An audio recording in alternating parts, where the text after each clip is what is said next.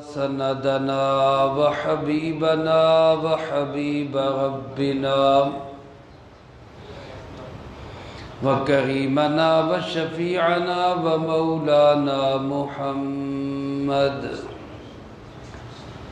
صلى الله تعالى عليه وعلى آله وأصحابه وسلم تسليما كثيرا كثيرا. أما بعد فأعوذ بالله من الشيطان الرجيم. بسم الله الرحمن الرحيم. ويطعمون الطعام على حبه مسكينا ويتيما وأسيرا. وقال جل سبحانه وتعالى ويؤثرون على أنفسهم ولو كان بهم خصاصة.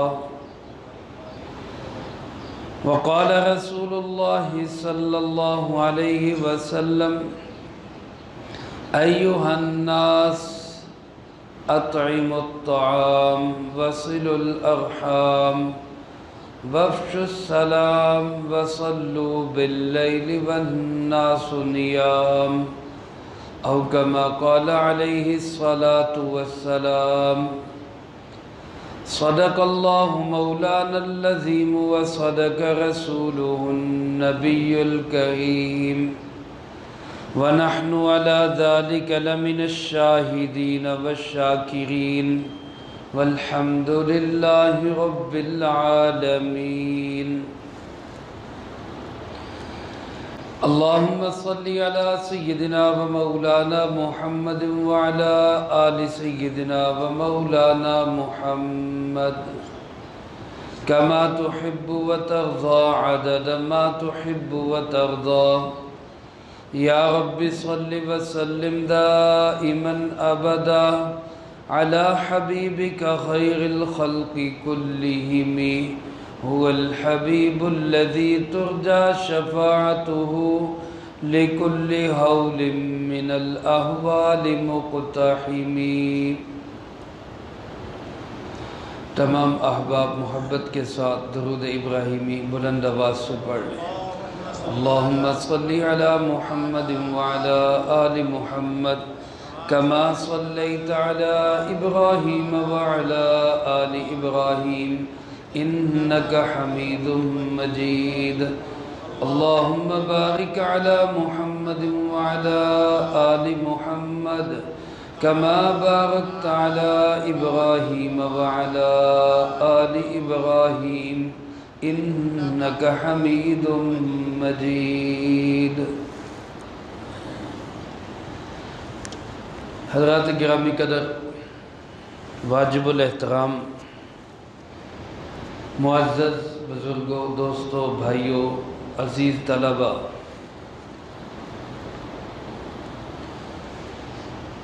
حضرت عبداللہ ابن السلام رضی اللہ تعالیٰ عنہ مشہور صحابی رسول ہے. یہ پہلے یہودیوں کے بہت بڑے مذہبی رہنما تھے. تورات اور انجیل کے جاننے والے تھے. مدینہ منورہ میں جس کا پہلا نام یثرب تھا، وہاں مقیم تھے. جب ان کو پتہ چلا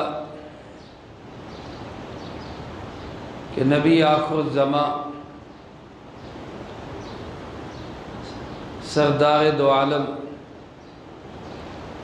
رحمت کائنات جناب محمد مصطفیٰ صلی اللہ علیہ وآلہ وسلم مدینہ منورہ میں تشریف لا چکے ہیں، اور پہلی کتابوں کے مطابق جو نشانیاں آخری نبی علیہ الصلوۃ والسلام کی ارشاد فرمائی گئی تھی وہ ان کے اندر موجود ہیں، تو یہ بھی ملاقات کے لیے آپ کی خدمت میں حاضر ہوئے۔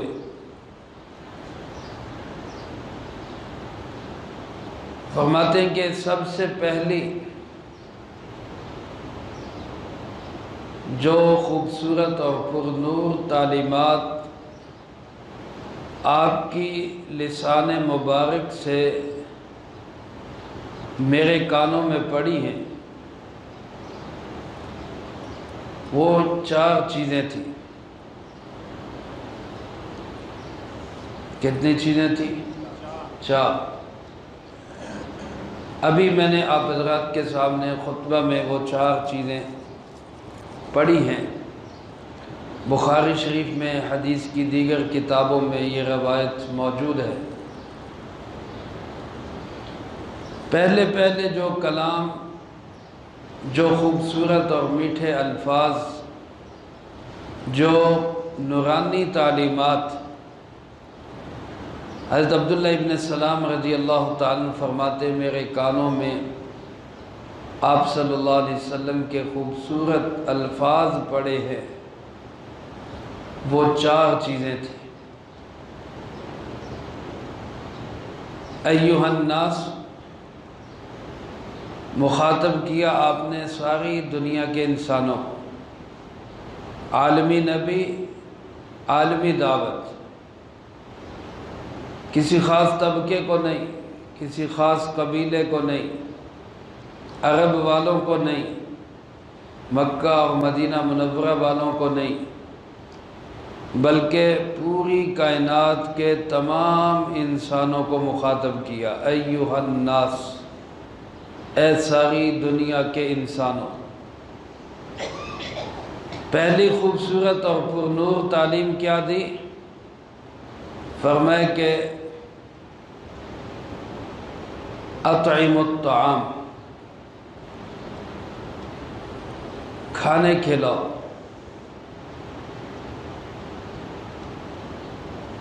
کھانا کھلانے کا مطلب کیا ہے؟ کہ معاشرے کے کمزور طبقات کا خیال رکھو، لوگوں کی معاشی ضروریات میں کفالت کرو۔ کوئی غریب ہے، مسکین ہے، صاحب اہل و عیال ہے، کماتا ہے لیکن اخراجات پورے نہیں ہوتے، تو اس کی ضروریات زندگی میں اس کے معاون بنو۔ اس کا مقصد صرف یہ نہیں کہ مانگنے والوں کو دیا جائے، بلکہ شریعت تو مانگنے والوں کی حوصلہ شکنی کرتی ہے۔ اللہ کے محبوب علیہ الصلوۃ والسلام نے فرمایا جو بلا ضرورت سوال کرتا ہے، بلا ضرورت بندوں سے مانگتا ہے اپنی ذات کے لیے، فرمایا قیامت کے دن اس حالت میں آئے گا کہ اس کی شکل بگڑی ہوئی ہوگی۔ مفہوم حدیث یوں ہے۔ اللہ ہم سب کی اس سے حفاظت فرمائے۔ اس کا مقصد یہ ہے کہ جو سفید پوش، ضرورت مند، عیال دار اور محنت کرنے والے لیکن ان کے اخراجات پورے نہیں ہو رہے، ان کا خود خیال کر کے ان تک ان کی ضروریات کو پہنچاؤ۔ اور اس میں بھی جو شریعت کی تعلیمات ہے وہ یہ کہ نیک لوگوں کا زیادہ خیال رکھو، جو نیکی کے کام میں لگے ہوئے۔ آپ علیہ الصلوۃ والسلام کی کہیں دعوت کی جاتی تو دعوت کرنے والے کو جب آپ دعا سے نوازتے تو اس میں ایک دعا کے الفاظ یوں بھی آتے ہیں، اکل طعامکم الابرار، تمہارا کھانا نیک لوگ کھاتے رہے، تمہارے دسترخوان پر نیک لوگ وہ آتے رہے۔ اس دعا سے معلوم ہوتا ہے کہ کھانے کھلانے چاہیے، لیکن اس میں ترجیح ان لوگوں کو دینی چاہیے جو کھا کر نیک اعمال کرے، جو تمہارا کھانا کھا کر قرآن پڑھے، جو تمہارا کھانا کھا کر اللہ کے نبی علیہ السلام کی حدیث پڑھے،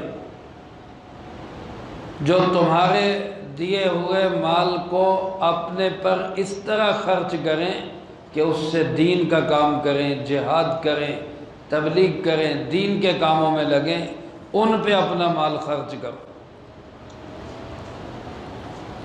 تو پہلی نبوی تعلیم یہ ہے کہ اطعم الطعام، لوگوں کو کھانے کھلاؤ۔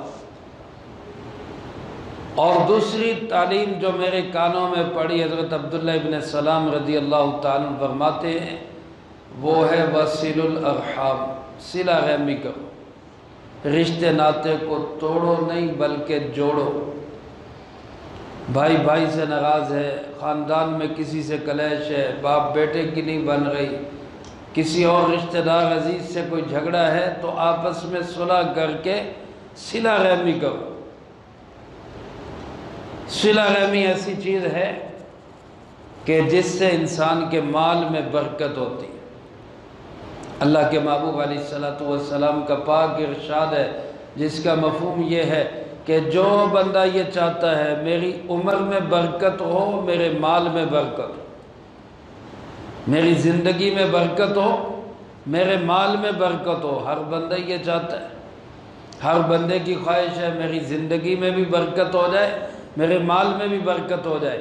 اس کے لیے آپ نے کیا نسخہ تجویز کیا، آپ نے کیا عمل بتایا، کیا وظیفہ بتایا؟ فرمایا جو چاہتا ہے میری زندگی میں بھی برکت ہو، مال میں بھی برکت ہو، وہ رشتہ داری کو جوڑ کے رکھے، صلہ رحمی کرے۔ صلہ رحمی ایسی چیز ہے، ایسا عمل ہے جس کی وجہ سے مال میں بھی برکت ہوگی، جس کی وجہ سے عمر میں بھی برکت ہوگی۔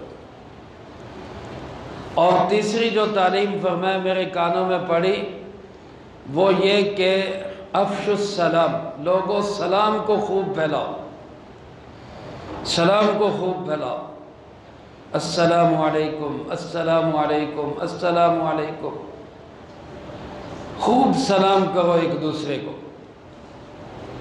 اور چوتھی اور آخری تعلیم فرمایا جو سب سے پہلے میرے کانوں میں پڑی وہ یہ تھی کہ وَصَلُّوا بِاللَّيْلِ وَالنَّاسُ نِيَامٌ، رات کو اس وقت اٹھ کے نماز پڑھو جب لوگ سوئے ہوئے ہو، یعنی تہجد کی نماز پڑھو۔ تو یہ چار وہ پہلی تعلیمات ہیں جو حضرت عبداللہ ابن سلام فرماتے سب سے پہلے میرے کانوں میں پڑی۔ پہلی چیز کیا ہے؟ لوگوں خوب کھانے کھلاؤ، ضروریات لوگوں کی پوری کرو۔ دوسری چیز کیا فرمایا کہ صلہ رحمی کرو۔ تیسری چیز فرمایا سلام کو خوب پھیلاؤ۔ چوتھی چیز فرمایا تہجد کی پابندی کرو، تہجد کی نماز پڑھا کرو۔ تو اس میں جو پہلی چیز ہے اطعم الطعام، خوب کھانے کھلانے، میں نے عرض کیا ہے کھانے کھلانے کا مقصد لوگوں کی ضروریات کو پورا کرنا، صرف کھانا ہی مقصود نہیں ہے، جس کو جس چیز کی ضرورت ہے اس کے لیے وہ چیز مہیا کرنے کی کوشش کرو۔ اور اس میں بھی بہتر صورت یہ ہے کہ مانگنے والوں کی بجائے جو سفید پوش مانگتے بھی نہیں ہیں ان کا خیال کر کے ان کی ضروریات کو پورا کرو۔ اور اس میں بھی خاص طور پہ ان لوگوں کا جو تمہارے مال کو استعمال کر کے پھر نیک اعمال کریں۔ ایک بندے پہ آپ نے خرچ کیا ہے، وہ لے کر اس سے نشہ کر رہا ہے، ایک بندے پہ آپ نے خرچ کیا ہے، وہ لے کر اس سے گناہ کے کام کر رہا ہے، ایک بندے پہ آپ نے خرچ کیا وہ اس خرچ کو لے کر قرآن پڑھ رہا ہے، اس خرچ کو استعمال کر کے حدیث کی خدمت کر رہا ہے، ایک بندے پہ آپ نے خرچ کیا، وہ آپ کو دین کی تبلیغ کر رہا ہے، دین کی باتیں آپ کو سنا رہا ہے، یہ جگہ ہے جہاں آپ کو خرچ کرنے کی اصل ضرورت ہے۔ میرے محترم دوستو، قرآن کریم میں اللہ پاک نے ارشاد فرمایا، حضرت مولا علی کرم اللہ وجہہ کی تعریف کرتے ہوئے، وَيُطْعِمُونَ الطَّعَامَ عَلَى حُبِّهِ مِسْكِينًا وَيَتِيمًا وَأَسِيرًا، کہ یہ لوگوں کو کھانا کھلاتے ہیں حالانکہ خود ضرورت مند ہے۔ حضرت مولا علی کرم اللہ وجہہ کی جو معاشی زندگی تھی وہ بہت زیادہ خوشحال نہیں تھی، پیسہ بہت زیادہ جمع نہیں کیا، بہت بڑے تاجر نہیں تھے، بہت بڑے صنعت کار اور مالدار نہیں تھے، مزدوری بھی کر لیتے تھے، ایک عام معاشی فرد کی طرح، سفید پوش درمیانے درجے کے لوگوں کی طرح ان کی زندگی تھی۔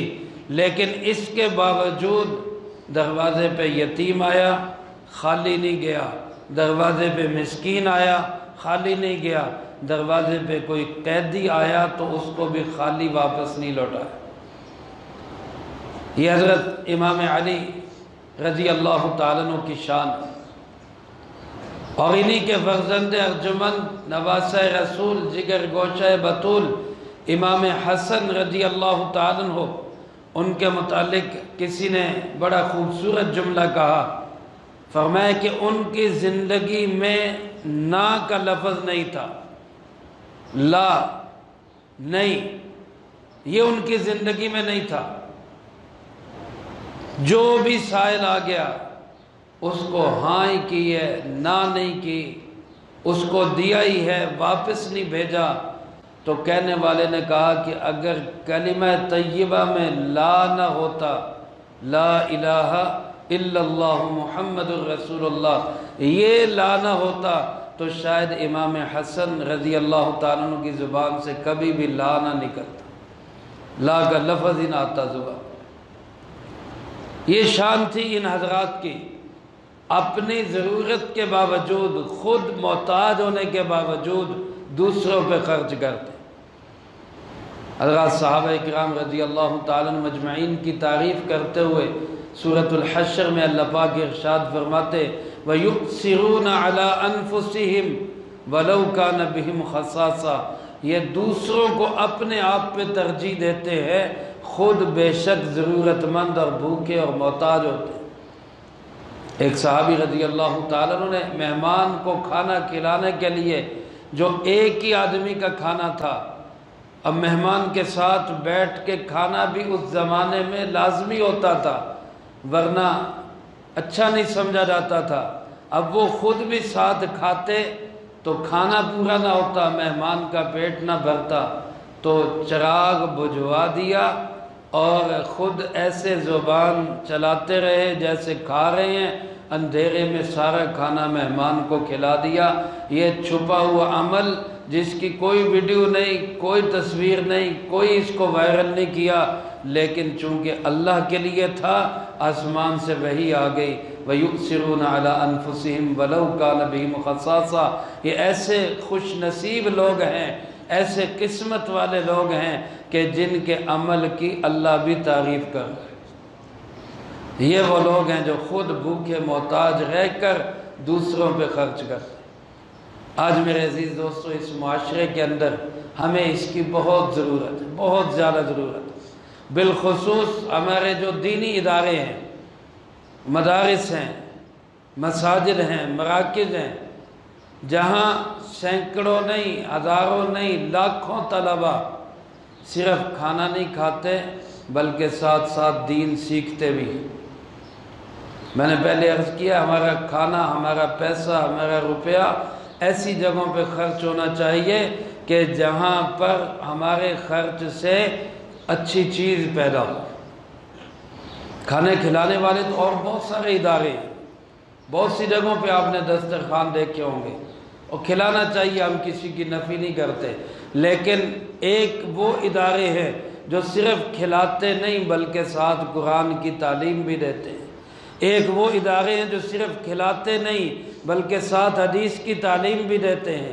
ایک وہ ادارے ہیں جو صرف ضروریات پوری نہیں کرتے بلکہ ساتھ اللہ کے نبی علیہ السلام کا عشق و محبت بھی سکھاتے ہیں۔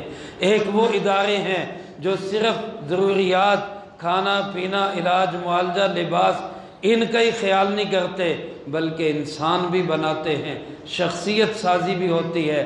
وہ ادارے زیادہ ضرورت مند ہیں اس کے کہ ہم اپنا مال ان اداروں میں خرچ کریں۔ تو آج میرے عزیز دوستو گندم کی کٹائی کا سیزن ہے، ہر شخص اپنے گھر کے لیے گندم لیتا ہے، ہر شخص اپنے گھر کے لیے گندم لیتا ہے۔ تو میں یہ درخواست کرنا چاہتا ہوں جہاں آپ اپنے گھر کے لیے گندم خریدیں وہاں دینی مدارس کے طلباء کے لیے بھی آپ گندم مہیا کریں۔ یہاں ہمارے مدرسے میں تقریباً سال کا 300 من آٹا اور گندم خرچ ہوتا ہے طلباء کے لیے، اساتذہ کے لیے، عملہ کے لیے۔ تو ایک بھائی صرف 1 من گندم خرچ کر دے کہ میں نے 1 من گندم مدرسے میں پہنچانی ہے، 300 لوگ اگر 1 من دے دیں تو پورے سال کے گندم کا انتظام ہو جاتا ہے۔ تو میں آپ سب خود بھی نیت کریں، دوسروں کو بھی ترغیب دیں کہ انشاءاللہ جہاں ہم گھر کے لیے 1 من گندم خریدیں گے، 10 من 12 من 15 من گھر کے لیے خریدیں گے، وہاں 1 من گندم ہم مدرسے کے لیے بھی ساتھ خریدیں گے۔ سب کرتے ہیں انشاءاللہ، پیسے نہیں چاہیے، 1 من صرف گندم وہ مدرسے کے طلباء کے لیے۔ اور اب تو پچھلے سال کی نسبت ریٹ بھی تقریباً آدھا ہو چکا ہے، پچھلے سال کی نسبت آدھا ہے، اگرچہ کسان کی بیچارے کی رڑی نکل گئی لیکن چلو ہمیں تو فائدہ ہوا۔ ہماری حکومتوں کی پالیسیاں ایسی ہیں کہ ایک طبقے کو فائدہ ہو جاتا ہے، دوسرے کا بیڑا غرق ہو جاتا ہے۔ حالانکہ پالیسی ایسی ہونی چاہیے کہ سارے طبقات ساتھ چلیں، لیکن بہرحال اس وقت ضرورت اس کی ہے کہ جہاں ہم اپنے لیے خرچ کریں وہاں ہم دوسروں کے لیے بھی سوچیں۔ تو میں آپ سب دینی مدارس کے طلباء کا بھی اس موقع پر خیال رکھے، اپنے لیے گندم خریدتے ہوئے صرف 1 من گندم اس مدرسے کے طلباء کے لیے بھی خریدیں۔ اللہ آپ کو جزائے خیر نصیب فرمائے۔ وآخر دعوانا ان الحمدللہ رب العالمین۔ سنت ادا فرمائے۔